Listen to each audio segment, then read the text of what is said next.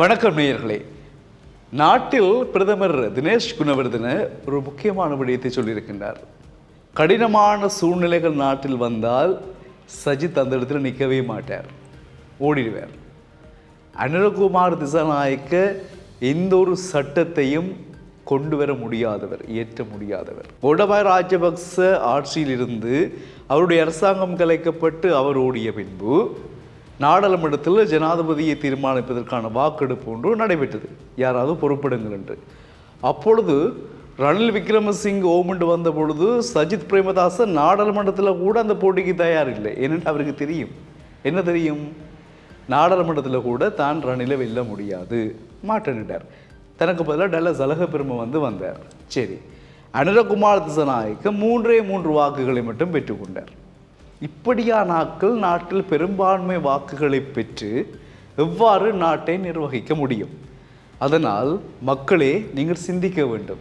ஏன், இது புதினம் பார்க்கும் காலம் அல்ல, பரிசோதனை செய்கின்ற காலம் அல்ல. இவருக்கு போட்டு பார்ப்போம் என்ன நடக்குது, இவருக்கு ஒருக்கா போட்டு பார்ப்போம் என்ன மாற்றம் வருது, இவருக்கு ஒருக்கா போட்டு பார்ப்போம் என்ன புதுசாக நடக்குது பார்ப்போம்.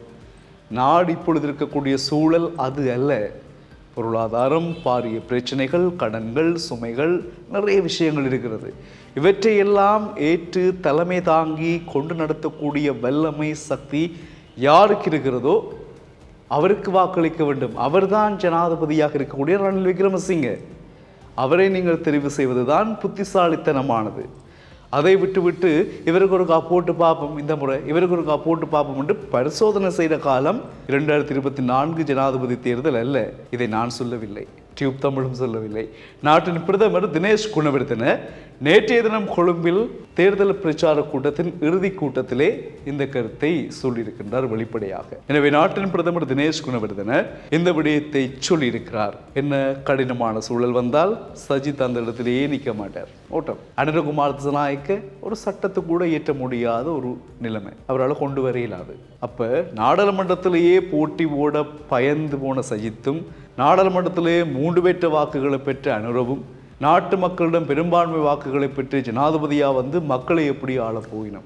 அப்போ மக்கள் சிந்திக்க வேண்டும் என்ற விடயத்தை பிரதமர் சொல்லியிருக்கின்றார். அப்போ இந்த விஷயத்தை வச்சு கொண்டும் மக்கள் சிந்திக்க வேண்டும் என்று தன்னுடைய தேர்தல் பிரச்சார கூட்டம் நேற்றைய தினம் கடைசியாக நடைபெற்றது. அந்த கடைசி கூட்டத்தில் தான் பிரதமர் தினேஷ் குணவர்தன இதை சொல்லியிருக்கிறார். எனவே இந்த கருத்தை பிரதமர் தினேஷ் குணவர்தன சொல்லியிருக்கிறார். ஓகே, இப்போ நாட்டு மக்கள் தங்களுடைய இறுதி தீர்மானத்தை எடுத்துக்கொண்டிருக்கக்கூடிய காலகட்டம்தான் இன்றும் நாளை வெள்ளிக்கிழமையும். சனிக்கிழமை விடிந்தால் எங்களுடைய வாக்குகள் தான் தீர்மானிக்கப் போகின்றன நாட்டின் ஜனாதிபதி யார் என்பதை. அப்போ பிரதமர் சொன்ன விஷயங்கள், மற்ற வேட்பாளர்கள் சஜித் பிரேமதாச, அனுரகுமார் திசாநாயக்க சொல்ற விடயங்கள் எல்லாவற்றையும் மக்கள் இப்போ எல்லாட்ட பிரச்சார கூட்டங்களையும் கேட்டிருப்பீர்கள். அதை வைத்துக்கொண்டு தலைமைத்துவத்தை தெரிவு செய்ய வேண்டிய பொறுப்பு உங்களிடம் இருக்கிறது. இப்போ நாட்டில் இவ்வாறானவர்கள் எல்லாம் சொல்லி கொண்டிருக்க சமூக ஊடகங்கள் தொடர்பான எச்சரிக்கைகள் போலீசாரால் விடுக்கப்பட்டிருக்கிறது.